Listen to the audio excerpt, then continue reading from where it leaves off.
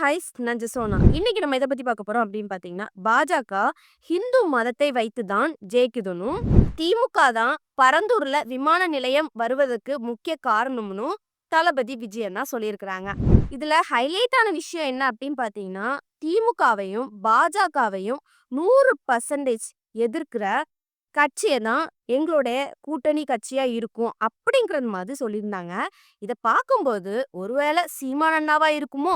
இதெல்லாம் பத்தி தான் முழுக்க முழுக்க நம்ம வீடியோல பார்க்க போறோம். இந்த வீடியோக்குள்ள போறதுக்கு முன்னாடி இந்த வீடியோ பத்தின கருத்து ஏதாவது உங்களுக்கு இருந்துச்சுன்னா கமெண்ட்ல தெரிவிங்க. ஏன்னா உங்களுடைய கமெண்ட்ட பார்த்து நாங்க நெக்ஸ்ட் வீடியோ பெஸ்ட்டா எடுக்கிறதுக்கு யூஸ்ஃபுல்லா இருக்கும். வாங்க வீடியோக்குள்ள போய் பார்த்து தெரிஞ்சுக்கலாம். ஒன்றிய அளவில் மலிவான அரசியல் ஆதாயங்களுக்காக மக்களை மத ரீதியாக பிளவுபடுத்தி மக்களிடையே வேற்றுமையை விதைத்து அதில் குளிர்காய நினைக்கிறது பாஜக.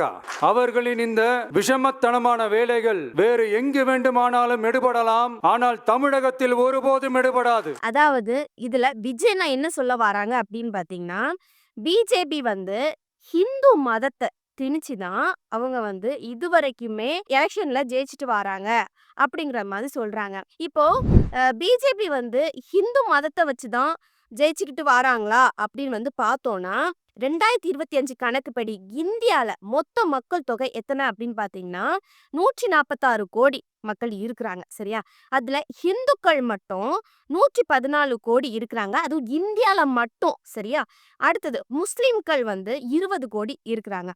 கிறிஸ்டியன்கள் 3.3 கோடி மக்கள் இருக்கிறாங்க. இதுல யார் அதிகமா இருக்கிறாங்க அப்படின்னு பாத்தீங்கன்னா, இந்தியால மட்டும் மொத்தம் ஹிந்து மக்கள் தான் அதிகமா இருக்கிறாங்க. சரியா? பொதுவா நார்த் இந்தியா எடுத்துக்கிட்டோம் அப்படின்னு பாத்தீங்கன்னா, அங்குள்ள மக்கள் ஹிந்து பிரியர்களா தான் இருப்பாங்க. அதாவது ஹிந்து தான் எங்களுக்கு எல்லாம் அப்படிங்கிற மாதிரி இருப்பாங்க. அப்படி இருக்கும்போது பாஜக என்ன பண்றாங்க அப்படின்னு பாத்தீங்கன்னா, அங்க இந்து மக்களை ஆதரிச்சு ரொம்ப ஹிந்து தான் எல்லாம் அப்படின்னு மாதிரி சொல்லி என்ன பண்றாங்கன்னா, ஹிந்து மக்களுடைய ஓட்டை அதிகமா வாங்குறாங்க. அதனாலதான் பாஜக அந்த சைட்ல எப்பவுமே நீங்க பாத்தீங்கன்னா தெரியும் ஜெயிச்சுக்கிட்டே வராங்க. சரியா? அது ஏன் தமிழ்நாட்டுல செயல்படல அப்படின்னு பாத்தீங்கன்னா, தமிழ்நாட்டுல மட்டுமே கிட்டத்தட்ட 7.5 கோடி மக்கள் வாழ்றாங்க. சரியா? இதுல ஹிந்துக்கள் மட்டும் 87.58% இருக்கிறாங்க. கிறிஸ்தவர்கள் எத்தனை பேர் இருக்கிறாங்க அப்படின்னு பாத்தீங்கன்னா 6.12% இருக்கிறாங்க. இதுல முஸ்லிம்கள் எத்தனை பேர் இருக்கிறாங்க அப்படின்னு பாத்தீங்கன்னா 5.86% மக்கள் அதிகமா இருக்கிறாங்க. பட் இதுலயுமே யார் அதிகமா இருக்காங்க அப்படின்னு பாத்தீங்கன்னா, ஹிந்துக்கள் மட்டும் தான் அதிகமா வாழ்றாங்க. இப்படி இருந்த பிறவுமே ஏன் பாஜக தமிழ்நாட்டுல ஜெயிக்க முடியல அப்படின்னு பாத்தீங்கன்னா, தமிழ்நாட்டு மக்கள் ஹிந்து, கிறிஸ்டின், முஸ்லிம்ஸ் அப்படின்னு சொல்லிட்டு வேறுபாடு பார்க்க மாட்டாங்க. எப்படி பார்ப்பாங்க அப்படின்னு பாத்தீங்கன்னா, இந்த எலெக்ஷன்ல யார் வந்தாங்க அப்படின்னு நமக்கு அதிகமா நல்ல நலந்திட்டங்கள் கிடைக்கும் அப்படின்னு தான் பார்ப்பாங்க. அதாவது இப்போ ஒரு ஆட்சி வருது அப்படின்னு நினைச்சுக்கோங்களேன். அந்த ஆட்சி என்ன செய்யுதுன்னு சொல்லிட்டு பார்ப்பாங்க. அடுத்த ஆட்சி வரும்போது சொல்லுவாங்க, நாங்க உங்களுக்கு இது செய்வோம், நீங்க எங்களுக்கு ஓட்டு போடுங்க அப்படின்னு இருக்கும்போது, அப்ப இதை இவங்களோட நமக்கு இன்னும் பெஸ்டா செய்வாங்களோ அப்படின்னு எதிர்பார்த்து இப்படிதான் அவங்க ஓட்டு போட்டுட்டு இருக்காங்க. இது வரைக்குமே நம்ம தமிழ்நாட்டுல பாஜக வந்ததே கிடையாது. நீ நல்லா நோட் பண்ணீங்கன்னா கண்டிப்பா தெரிஞ்சிருக்கும். இது வரைக்குமே யார் எந்தெந்த தலைவர்கள் ஆட்சி செஞ்சிருக்காங்க அப்படின்னு பாத்தீங்கன்னா, நம்ம கருணாநிதி ஐயா அவர்களும், அடுத்ததா எம்ஜிஆர் ஐயா அவர்களும், அப்புறம் ஜெயலலிதா அம்மா அவர்களும், அதுக்கப்புறம் ஸ்டாலின் ஐயா அவர்களும், இவங்க எல்லாருமே வரிசையா காலங்காலமா ஆட்சி புரிஞ்சுட்டு வராங்க. இது வரைக்குமே ஏன் பாஜகவால வர முடியல அப்படின்னு பாத்தீங்கன்னா, இங்க தமிழ்நாட்டுல மதத்தை அவங்களால திணிக்க முடியல.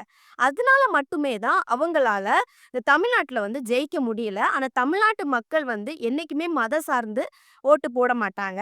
இதுதான் தளபதி விஜய் அண்ணாவும் சொல்லுறாங்க. சுயநல அரசியல் லாபங்களுக்காக பாஜகவுடன் கூடி குழைந்து கூட்டணி போக திமுகவோ அதிமுகவோ இல்லை. கொள்கை எதிரிகள் மற்றும் பிளவுவாத சக்திகளுடன் என்றைக்கும் நேரடியாகவோ மறைமுகமாகவோ கூட்டணி இல்லை என்பதில் தமிழக வெற்றி கழகம் மிக உறுதியாக இருக்கிறது. கூட்டணி என்றாலும் தமிழக வெற்றி கழகம் தலைமையில் அமையும் கூட்டணி எப்போதும் திமுக மற்றும் பாஜகவுக்கு எதிரானதாகத்தான் இருக்கும் என்பதையும், அதில் சமரசம் என்ற பேச்சுக்கே இடமில்லை என்பதையும் உறுதிப்பட செயற்குழு வாயிலாக தெரிவித்துக் கொள்கிறோம். அதாவது இதுல விஜய்னா என்ன சொல்ல வராங்க அப்படின்னு பாத்தீங்கன்னா, சுய லாபத்துக்காக அதிமுகவும் திமுகவும் மாதிரி நாங்க பாஜக கூட கூட்டணி போக மாட்டோம் அப்படிங்கிற மாதிரி சொல்லியிருக்காங்க. இது வந்து இப்பதான் சொல்றாங்களா அப்படின்னு பாத்தீங்கன்னா, இது வந்து ஆரம்பத்துல இருந்தே சொல்லிட்டு வராங்க. முதல் மாநாட்டுல இருந்தே பாஜக கூட நாங்க எப்பவுமே கூட்டணி வைக்க மாட்டோம் அப்படிங்கிறது மாதிரியும், திமுக கூட எப்பவுமே கூட்டணி வைக்கிற மாட்டோம் அப்படின்னு சொல்லிட்டு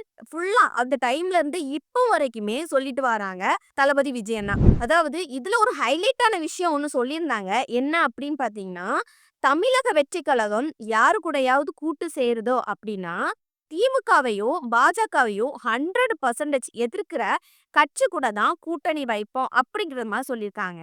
பட் இதெல்லாம் பார்க்கும்போது, அப்படி திமுகவையும், பாஜகவையும் ஒரு 100% எதிர்க்கிற கட்சி எந்த கட்சி இருக்குது அப்படின்னு வந்து பார்த்தீங்கன்னா, நம்ம சீமான் அண்ணா கட்சி தான் இருக்குது. இப்போ சீமான் அண்ணாவ எடுத்துக்கிட்டோம் அப்படின்னு பார்த்தீங்கன்னா, போன தேர்தல்ல சீமான் அண்ணா 3வது இடத்துல வந்திருந்தாங்க. இப்போ ஒருவேளை தளபதி விஜய் அண்ணா சீமான் அண்ணாவ கூட கூட்டணி போட்டாங்களோ, எப்படி இருக்கும் அப்படின்னு பார்த்தீங்கன்னா, ஏற்கனவே தேர்தல்ல வந்து சீமான் அண்ணா 3வது இடத்த பிடிச்சுட்டாங்க. சீமான் அண்ணாவ பொறுத்தவரைக்குமே சப்போர்ட் பண்ற இளைஞர்கள் அதிகமா இருக்காங்க. நாட்டுக்காக அதிகமா பண்ற இளைஞர்கள் இருக்கிறாங்க. அப்படி ஒரு பக்கம் இருக்க, இந்த பக்கம் நம்ம தளபதி விஜய் அண்ணாவ எடுத்துக்கிட்டோம் அப்படின்னு பார்த்தோம்னா, இங்க வீட்டுக்கு வீடு விஜய் அண்ணாவோட ஃபேன்ஸ் ஒருத்தங்க இருக்கிறாங்க. அது மட்டும் இல்லாம இப்போ வரைக்குமே விஜய் அண்ணாவ நெறைய இளைஞர்கள், இளைஞிகள் எல்லாருமே வந்து எங்க அண்ணா, எங்க அண்ணா அப்படிங்கிற மாதிரி சொல்றவங்களும் நெறையவே இருக்கிறாங்க. சரியா?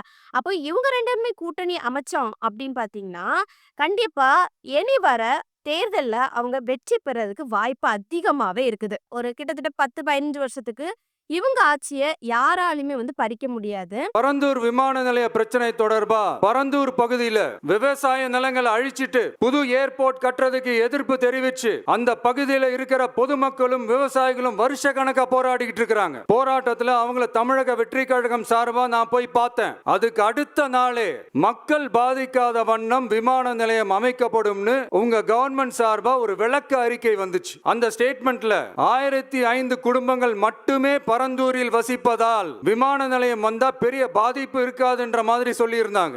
மக்கள் பாதிக்காத வண்ணம்னா என்னங்க சார்? ஒண்ணு அந்த இடத்துல ஏர்போர்ட் வருதுன்னு சொல்லணும், இல்ல அந்த இடத்துல ஏர்போர்ட் வராதுன்னு சொல்லணும். ரெண்டுமே அந்த அறிக்கையில இல்ல.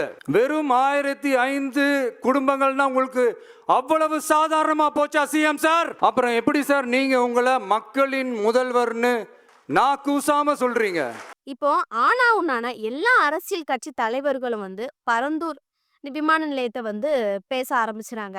அப்படி பரந்தூர்ல விமான நிலையம் வரதுனால ஏதா பிரச்சனை இருக்குதா அப்படின்னு வந்து பாத்தீங்கன்னா, ஆமா கண்டிப்பா பிரச்சனை இருக்குது. அப்படி என்னென்ன பிரச்சனைகள் வருது அப்படின்னு சொல்லிட்டு நம்ம பார்ப்போம். முதல்ல பரந்தூர் பகுதிகளில் 60% நிலம், நீர்கள் மற்றும் களிமண் நிறைந்த பகுதியாக இருப்பதனால இது வந்து விமான நிலையம் கட்டுறதுக்கு மிகப்பெரிய சவாலா இருக்கும் அப்படி மாதிரி சொல்லியிருக்காங்க. அடுத்ததாட்டு இதனால கட்டுமான செலவுகளை வந்து அதிகரிக்கும் அப்படி மாதிரி சொல்லியிருக்கிறாங்க. சரியா? அடுத்தது வந்து விமான நிலையத்தை நீர்நிலைகள் மீது அமைப்பது எதிர்காலத்துல வெள்ளப்பெருக்கு போன்ற இயற்கை சீற்றங்கள் வழிவகுக்கும் அப்படிங்கிற மாதிரி சொல்லியிருக்காங்க. சென்னையில உள்ள வடிகால் அமைப்புகள் வெகுவாக பாதிக்கும் அப்படி மாதிரியும் சொல்லியிருக்காங்க. அதாவது இதனால சென்னையில உள்ள மழை ஏதாவது வந்துச்சு அப்படின்னா அங்க வந்து அதிகமா வெள்ளப்பெருக்கம் ஏற்படும் அப்படி மாதிரி. சரியா? அடுத்தது விமான போக்குவரத்து பாதுகாப்பு ஆலோசகர்கள் கேப்டன் மோகன் ரங்கநாதன் போன்ற நிபுணர்கள் பரந்தூர் விமான நிலைய திட்டத்தை வந்து பேரளவிற்காக ஒரு செயல்முறை அப்படின்னு சொல்லிட்டு விமர்சனம் செஞ்சிருக்காங்க. சரியா? அடுத்ததாட்ட சென்னை விமான நிலையத்திற்கும் பரந்தூர் விமான நிலையத்திற்கும் இடையிலே வந்து தூரம் குறைவு என்பதால் ஒரே நேரத்துல விமானங்களை வந்து இயக்குவது விமான போக்குவரத்து கட்டுப்பாட்டுக்கு பெரும் சவாலாக இருக்கும் அப்படிங்கிறது மாதிரி நிபுணர்கள் எல்லாருமே வந்து குறிப்பிட்டு சொல்லியிருக்கிறாங்க. இது அவ்வளத்தையுமே சுட்டி காட்டி தான் தளபதி விஜய் அண்ணா சொல்லியிருக்காங்க, பரந்தூர்ல விமான நிலையம் வரதுனால இவ்வளோ பிரச்சனைகள் வந்து ஏற்படும் அப்படிங்கிற மாதிரி சொல்லியிருக்கிறாங்க. பரந்தூர் மக்களை இது வரைக்கும் நீங்க ஏன் சந்திக்கலன்னு கேட்டா அதுக்கும் பதில் இல்ல. இதையெல்லாம் நீங்க செய்யாம எல்லாத்தையும் கடந்து போகணும்னு நீங்க நினைச்சீங்கன்னா பரந்தூர் பகுதி விவசாய மக்களையும் பொதுமக்களையும் நானே அழைச்சிக்கிட்டு வந்து தலைமை செயலகத்துல உங்களை நேர்ல சந்திச்சு முறையிடுற நிலைமை உண்டாகும். அப்படி ஒரு சூழலை நீங்க உருவாக்க மாட்டீங்கன்னு நான் நம்புறேன். அதையும் மீறி அப்படி ஒரு சூழல் வந்துச்சுன்னா நான் ஃபேஸ் பண்ண தயாரா இருக்கேன். விஜய் அண்ணா இதுல என்ன சொல்றாங்க அப்படின்னு பாத்தீங்கன்னா, டைரக்டா சிஎம்க்கு வந்து ஒரு சவால் விடுக்குறாங்க. அதுல என்ன சொல்றாங்க அப்படின்னு பாத்தீங்கன்னா, நீங்க பரந்தூர் மக்களை பார்த்து அவங்க பிரச்சனையை வந்து தீர்த்து வைக்கணும். அப்படி நீங்க தீர்க்கலனா, நான் வந்து பரந்தூர்ல உள்ள விவசாய மக்களையும் பொது மக்களையுமே கூட்டிட்டு வந்து தலைமை செயலகத்துல வந்து பாக்குறது மாதிரி நேரிடும் அப்படிங்கிற மாதிரி தளபதி விஜய் அண்ணா சொல்லியிருக்காங்க. எப்படி பார்த்தாலும் முதலமைச்சர் வந்து இதை டைரக்டா டீல் பண்ணுவாரா அப்படின்னு வந்து பார்த்தோம்னா கண்டிப்பா வாய்ப்பே இல்லைன்னு தான் சொல்லுவோம்.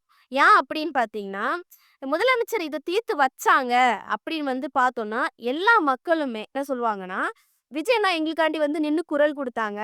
அதனால டைரக்டா சிஎம் வந்து சரி பரந்தூர்ல விமான நிலையம் வேண்டாம் அப்படிங்கிறது மாதிரி கேட்டு விஜய் அண்ணா சொன்னதுனால தான் இது பண்ணாங்க. அப்படிங்கிற மாதிரி ஒரு தாட் எல்லாத்துக்குமே உருவாயிரும். இதனால என்ன ஆகும் அப்படின்னு பார்த்தீங்கன்னா, அடுத்த எலெக்ஷன்ல வந்து நம்ம விஜய் அண்ணா ஜெயிக்கிறதுக்கு நேரிடும். இதனால எப்பவுமே திமுக வந்து விஜய் அண்ணா ஜெயிக்கிறதுக்கு வந்து இடமே குடுக்க மாட்டாங்கன்னு தான் சொல்லி ஆகணும். அதனால பரந்தூர் விஷயத்த வந்து திமுக எப்பவுமே கேட்க மாட்டாங்க. இப்போ திமுக வந்து இது பண்ணாம இருந்தாச்சுன்னா, கண்டிப்பா விஜய் அண்ணா வந்து பரந்தூர்ல உள்ள மக்கள வந்து தலைமை செயலகத்துக்கு கூட்டிட்டு போக நேரிடும். இதுதான் என்னுடைய கருத்து. இப்போ விஜய் அண்ணா சொன்னது மாதிரி செய்வாங்களா? இல்லன்னா சும்மா தான் சொல்லிட்டு போனாங்களா? அப்படிங்கிறத மாதிரி நம்ம பொறுத்து இருந்து தான் பார்க்கணும். இப்ப இந்த வீடியோ பத்தி நீங்க என்ன நினைக்கிறீங்க? விஜய் அண்ணாவ பத்தி என்ன நினைக்கிறீங்க? திமுக, பாஜக, அதிமுக இதெல்லாம் பத்தி நீங்க என்ன நினைக்கிறீங்கன்னு கமெண்ட்ல தெரிவிங்க. நெக்ஸ்ட் ஒரு இன்ட்ரெஸ்டான வீடியோல சந்திக்கிறேன். பாய்.